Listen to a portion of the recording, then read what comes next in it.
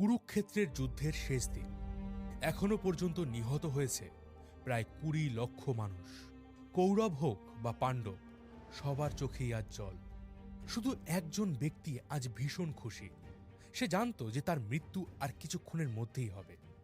শুধু তাই নয়, তারই সামনে হত্যা করা হবে তার প্রিয় পুত্র উলুককে। তবুও সে আজ তৃপ্ত, কারণ এতদিনে সে তার পিতৃহত্যার প্রতিশোধ নিতে পেরেছে। আর এই ব্যক্তি অন্য কেউ নন, ইনি হলেন মহাভারতের যুদ্ধের প্রধান খলনায়ক শকুনি। বলা যেতে পারে যার ষড়যন্ত্রের কারণেই এই মহাভারতের যুদ্ধ হয়েছিল। কিন্তু প্রশ্ন হচ্ছে, শকুনি যুদ্ধের শেষ দিনে নিজের মৃত্যু আসন্ন দেখেও কেন হাসি মুখে ছিল? সে কিসের প্রতিশোধ নিয়েছে? আর কেনই বা শকুনি মৃত্যুর পর স্বর্গ লাভ করেছিল? নমস্কার, আমি রয়েছি মিঠুন আপনাদের সাথে, আর আপনি দেখছেন প্রাচীন পথ ইউটিউব চ্যানেল। আজ আমরা কথা বলবো মহাভারতের এক অন্যতম গুরুত্বপূর্ণ চরিত্র শকুনির বিষয়। আমরা সবাই মোটামুটি জানি যে পাশা খেলায় শকুনির ষড়যন্ত্রেই দ্রৌপদীকে বিবস্ত্র করার চেষ্টা করা হয়েছিল। এমনকি পাণ্ডবদের বঞ্চিত করা হয় কুরু বংশের সম্পত্তি থেকে। কিন্তু প্রশ্ন হচ্ছে, এর পেছনে শকুনির কি উদ্দেশ্য ছিল? কি কারণে সে কুরু বংশকে ধ্বংস করতে চেয়েছিল? তো এই বিষয়ে কথা হবে, শেষ পর্যন্ত দেখতে থাকুন। আর অবশ্যই ভিডিওটা শুরুর আগে একটা করে লাইক করে দিন, এটা আমাদেরকে ইন্সপায়ার করবে এরকম ধরনের ভিডিও আরও বানাতে। তো চলুন শুরু করা যাক প্রাচীন পথের আজকের পর্ব, শকুনি।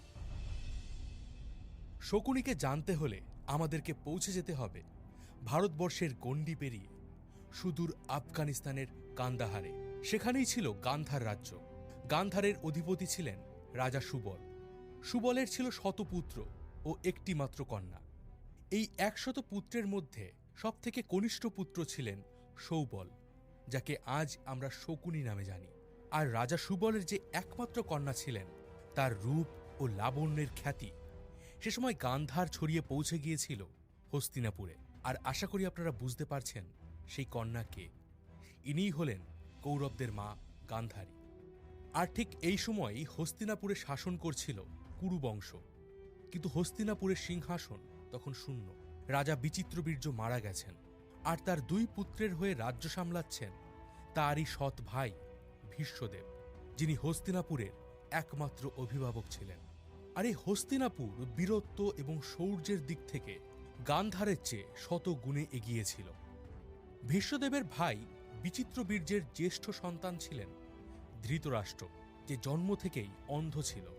ভীষ্মদেব তার জন্যই এমন এক রাজকন্যার সন্ধানে ছিলেন, যার বুদ্ধিমত্তা ও অন্তরের দৃষ্টিশক্তি ধৃতরাষ্ট্রকে আজীবন সঙ্গ দেবে।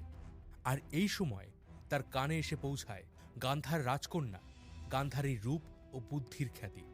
ভীষ্মদেব তৎক্ষণাৎ ঠিক করেন তিনি গান্ধার রাজ্যের একমাত্র রাজকন্যা গান্ধারীর সঙ্গে জন্মান্ধ ধৃতরাষ্ট্রের বিবাহ দেবেন।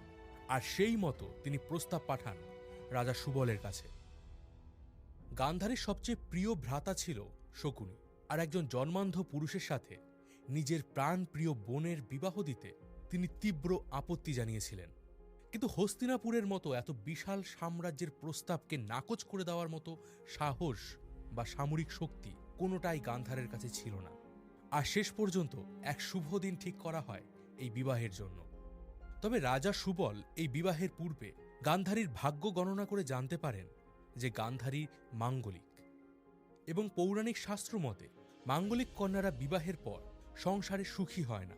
তবে এই মাঙ্গলিক দোষ কাটানোর একটি বিধান শাস্ত্রে রয়েছে, যেখানে বলা হয়েছে কোনো পুরুষের সাথে বিবাহের পূর্বে সেই মেয়েটিকে আরেকটি বিয়ে দেওয়া হয়, কলাগাছ অথবা কোনো গবাদি পশুর সঙ্গে। সেই মতো গান্ধারীর মাঙ্গলিক যোগ খণ্ডন করার জন্য গান্ধারীর সঙ্গে বিবাহ দেওয়া হয়েছিল এক ছাগলের, এবং বিবাহের পর সেই ছাগলটিকে বলি দেওয়া হয়। রাজা সুবল মহামহিম ভীষ্মের সামনে এই কথা গোপন করে যান। যথাসময় ধৃতরাষ্ট্রের সঙ্গে ধুমধাম করে গান্ধারীর বিবাহ হয়। কিন্তু কথায় বলে সত্যি বেশি দিন চাপা রাখা যায় না, আর এক্ষেত্রেও তাই হয়। বিবাহের কিছুদিন পরেই ভীষ্ম জানতে পারেন ধৃতরাষ্ট্রের বিবাহের পূর্বে গান্ধারীর একটি ছাগলের সঙ্গে বিবাহ দেওয়া হয়েছিল। সেই হিসাব মতো ধৃতরাষ্ট্র ছিলেন গান্ধারীর দ্বিতীয় পক্ষের স্বামী। হস্তিনাপুরের মতো এত সম্মানীয় এবং শক্তিশালী সাম্রাজ্যের সাথে এই প্রতারণাকে মহামহিম ভীষ্ম এক ভয়ানক অপরাধ হিসাবে গণ্য করেন।